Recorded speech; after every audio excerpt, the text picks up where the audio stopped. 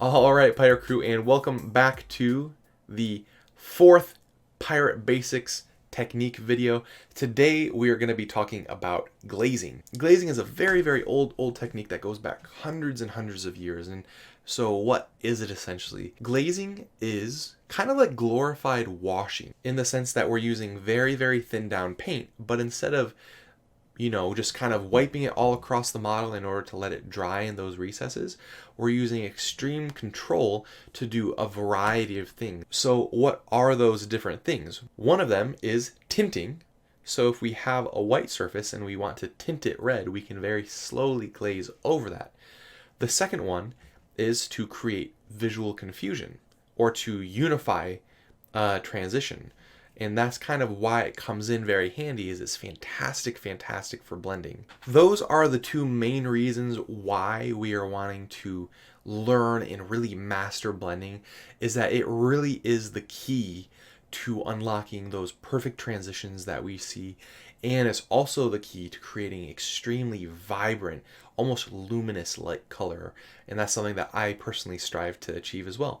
So I'm going to go ahead and talk about a couple of things that we need to be aware of with this. And we're going to have a separate video for washing as well, because it is a valuable technique. But glazing is completely separate from washing.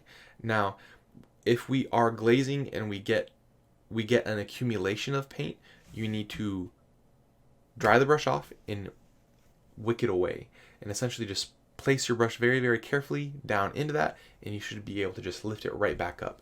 The second thing that we want to be very aware of is how much paint we have on the brush. 9 times out of 10, when people are having difficulties with glazing, it's because they have too much paint on their brush. And I'm going to show you a bunch of fantastic methods about how to control that, because I want you guys to just have a ton of success with this technique. So we're going to go ahead and jump on over to the table again, as we always do, and we're gonna go step by step and show you guys how to utilize this amazing technique. So we'll see you there in just a second. Welcome to the practical application for glazing. So the first thing that I'm going to show you how to do today is how to essentially fix a transition just to make it even more smooth than it already is. So here we have this red base that we layered last time, and what we're going to do is use glazes to smooth it out even more and really polish it up. So but before we do that, we need to talk about a couple things.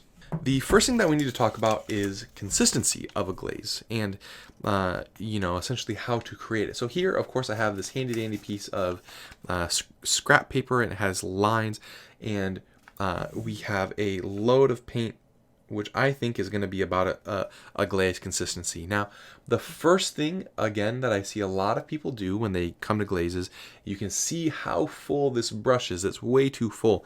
And you see how much paint we're depositing on this piece of paper. So one way how you can tell if you have enough paint on a brush to start to go to the miniature is you want to wipe a lot of this paint off. Now, you don't need to load the brush up quite this much, but once we start to get to this point where we're just barely making any indications, that's about where you want to go over to the miniature and start glazing. And if I set this piece of paper over here and I mark this on my thumb, you'll see that we still have wet paint on the brush, and that's really what we're looking for, is this still having just a little bit of damp paint on the brush, but not so much that it's like crazy and pooling and doing all kinds of crazy stuff. And as you can already tell, as we've been talking, it is already drying on my thumb. So glazes should dry somewhat quickly as well. If we grab a little bit more paint and we wipe it off on our hand this time, I'm not going to use the paper every time, because sometimes, the paper is a great tool if you're first learning. We can kind of test it here, and we can see how much we can see through it. And if we can see quite a ways through it, then we know that it's the right consistency. Now, you really can't get a glaze too thin, but the thinner that you get it, the less and less of an effect that it's going to have on your miniature. And this means a couple of things. It means that you're going to A, have more control, but B, you're not going to be able to make as much of a change as quickly.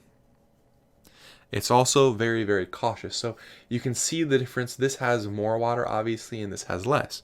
And of course, this is making more of an impact. This is making less of an impact. So essentially, it comes down to, again, a ton of practice learning which one you need and when. If you're needing just to make super, super teeny tiny changes, like that last little change on a blend for the piece that you're entering into a competition, maybe you want to do this one.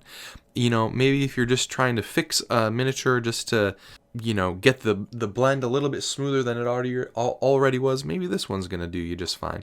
So either way, though, they're both glazes and they're both very effective, but neither of them, as we talked about initially, is a wash, right? There's no pooling going on either of these the way that you would have with a wash. So, and we're going to actually hop into washes with a whole other video, a whole dedicated video just to talk about that. So with that being said, we're going to go ahead and hop over to the base once again. We are going to start to glaze it. Now, glazes follow that same push-pull rule where if we push it and we lift up, we're going to get a deposit of paint. Now, here we want to push it, and there's this line between these two layers, so we want to lift up right there because we want to start to blur this line between our pure red and this first shadow that we applied, while also tinting over some of these previous layers. So we're going to go ahead and continue to do that, and I'm going to do it a little bit faster. And as you can see, when I do it faster, I'm just lifting up really, really quickly on those areas. And so then we can either let it dry on its own, or we can get the hairdryer involved, and that's going to help us do this process even faster. Now, I will warn you that glazing is not a fast technique. It's not going to help you win any speed, records or, anything like that. So this is something that you're probably going to want to use a little bit more on something like your hero or your champion, or, if you're working on just, really refining your techniques. Now, another way that we can use glazing besides this push-pulling is we can mark the paint over the difference between those two lines and just mend those two tiny little lines. And hopefully you guys can already tell, though, that the blending is becoming better and better with each successive glaze that we do.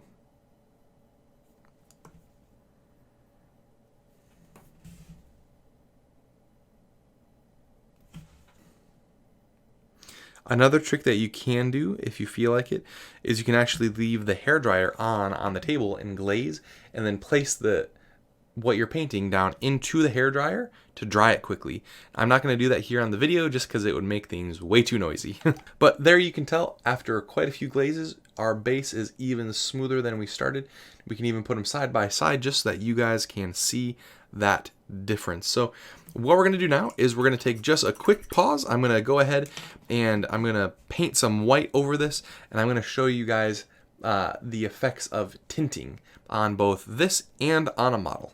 Alright, Pirate Crew, so I thought that we had enough of red, so we're going to go ahead and switch over to green for the second part of glazing that we are going to talk about, which is tinting. Now, tinting is different from glazing because instead of trying to repair a transition, essentially we're just trying to slightly shift the tone.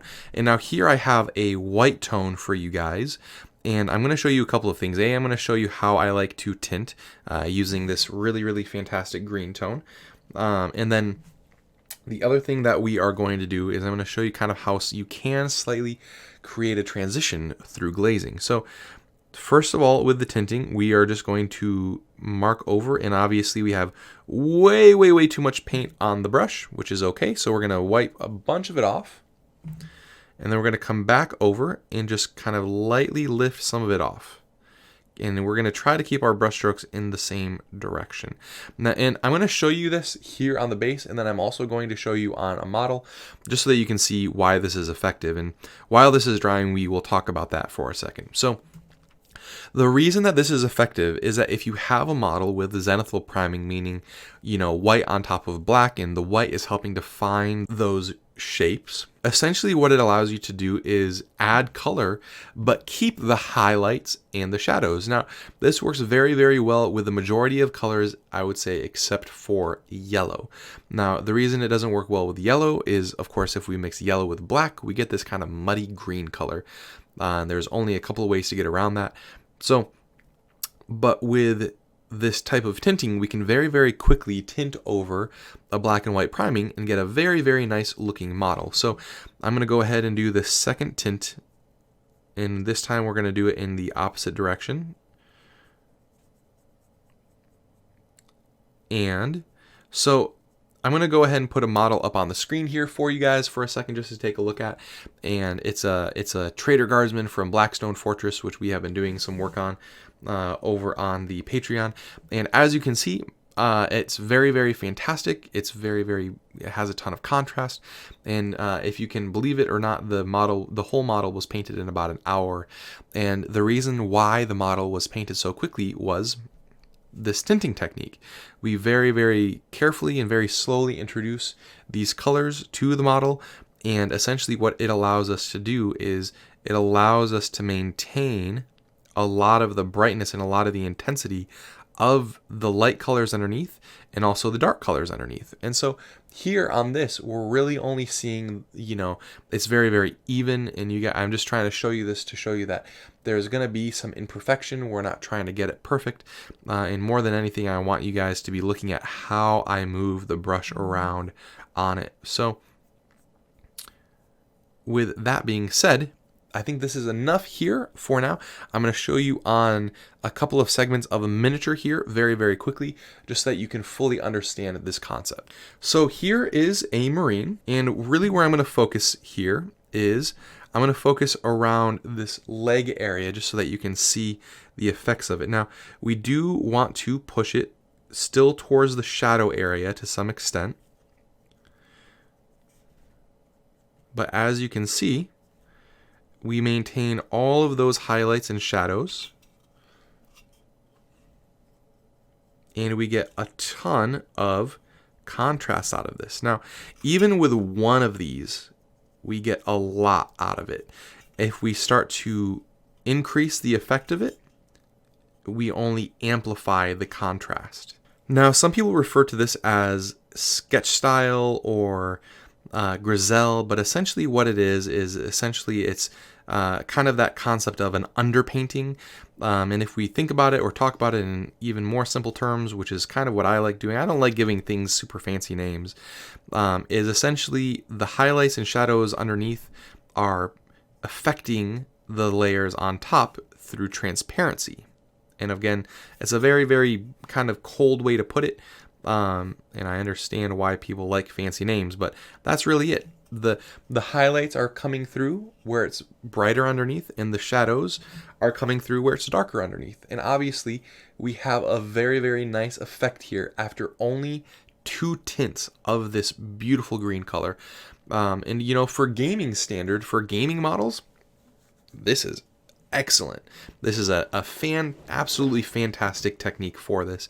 And the darker and brighter we get things, the better, because essentially it's only going to give us more contrast from the beginning that we can continue to work on. So with that being said, that is tinting.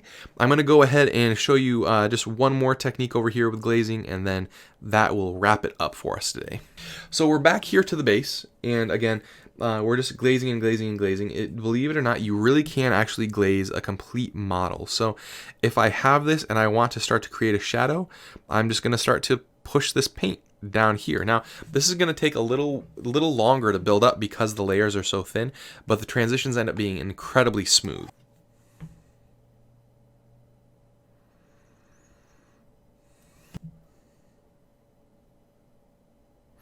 And in some ways it's similar to layering, where we're wanting to respect previous lines, but in other ways it's very unique because the layers are so light. And some people even refer to this as, this is definitely a technique that has been inspired from the watercoloring genre of painting. Now, the beautiful thing here as well is that we could start to slowly shift the color. So I'm going to slowly start to mix in blue to create a shadow. And as you can see, there's just such a lovely, delicate shift. And that's the best way to describe this technique, is as being delicate. It's very, very soft and very, very gentle. And you know, that's why it's so beautiful. And you know, it just creates another kind of texture that you might not be able to get otherwise. And again, this technique really is the great unifier of all other techniques. The only other technique that I think has as much power as glazing is stippling. And you know, it's just one that you will be constantly using all the time. So now we're going to start to create some highlights with yellow.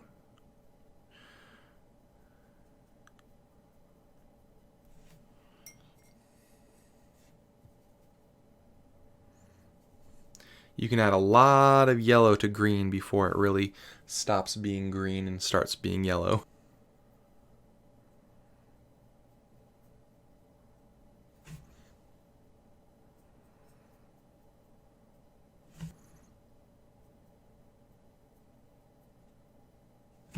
And as you can tell, we have some really, really lovely colors, some highlights and shadows going on. And again, it doesn't take an incredible amount of time with glazes, but definitely a little bit more. And you know, like we showed earlier with that piece of paper, you can make it even slower and even more careful if you care to. But with all that being said, that wraps up this basics video on glazing.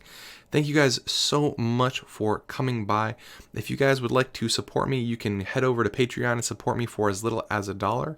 But $5 gets you access to the Pirate Treasure Vault, which has over 30 hours of tutorial content to help you become a better miniature painter. And you know what I would love to see you guys do this week is, you know, show me some examples of glazing. And you know, if you guys have any questions at all, you know, please feel free to post them, and please feel free to post those pictures of you glazing. Thank you so much again for your support and for watching these videos. I hope you guys have a fantastic day and happy painting. Bye.